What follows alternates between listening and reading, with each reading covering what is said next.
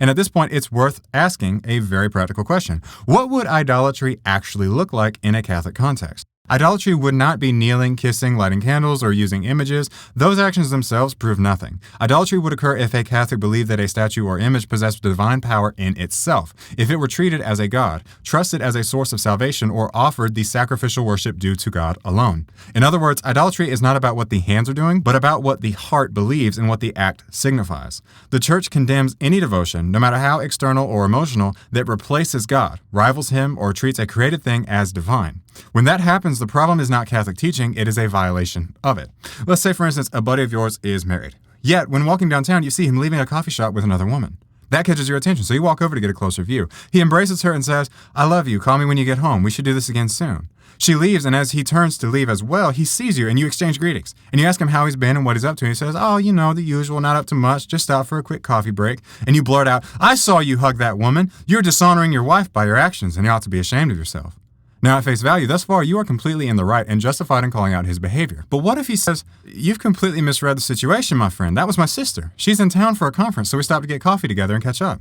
Notice the situation at hand is entirely different based on that critical information. It would be absurd to levy allegations of unfaithfulness for saying, "I love you," or hugging one's sister. In no way is that unfaithful to his wife. This is known intrinsically, that there are acts of affection or a nature of relationship which is appropriate only to one's wife, which would be inappropriate with anyone else. And there are acts or a nature of relationship which is appropriate between oneself and close family, like a sister, cousin, or mother, that would be inappropriate with anyone else. And yet, this does not dishonor the wife.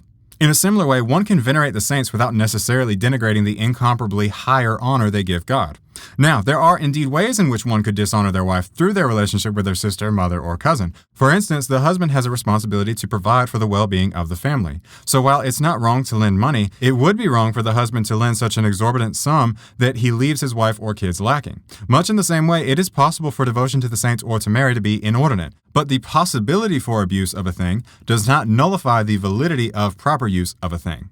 Now, I'm aware some will say, "Well, that's all well and good on paper, but have you seen the people in the pews?" This is the charge of functional idolatry. The argument suggests that while the church might have these neat, tidy distinctions between latria and dulia, the average person kissing a statue or pinning a prayer to a shrine isn't thinking about Greek terminology, that they are effectively treating that object as if it has power. In their eyes, it looks like worship, so for them it is worship.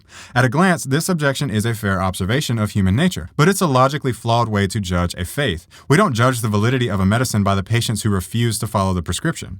If a Catholic slips into superstition, for instance, treating a statue like a lucky charm or a magic totem, they aren't following Catholic teaching. They are actually violating it.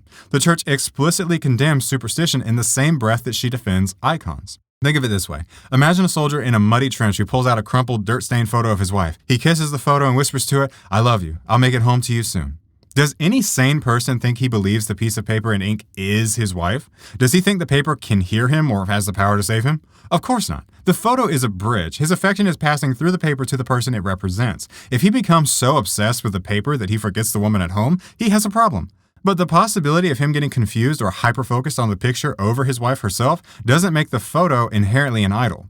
The messy reality of human emotion doesn't change the objective nature of the act. If we rejected every Christian practice that could be functionally misunderstood or abused by the person in the pews, we would have to throw out just about everything. We'd have to stop preaching about grace because some might use it as a license to sin. We'd have to stop collecting tithes because some might think they're buying God's favor. We don't judge a standard by its abusers, we judge the abusers by the standard. And the standard of the church remains clear. God alone is adored. The saints are merely honored as the masterpieces of His grace.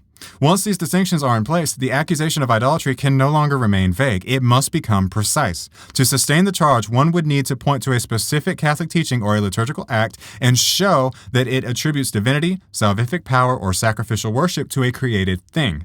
General impressions, isolated videos, or emotional reactions are not arguments. If the claim cannot be made with that level of specificity, then what remains is not an indictment of Catholic theology, but a discomfort with symbolic embodied religion itself.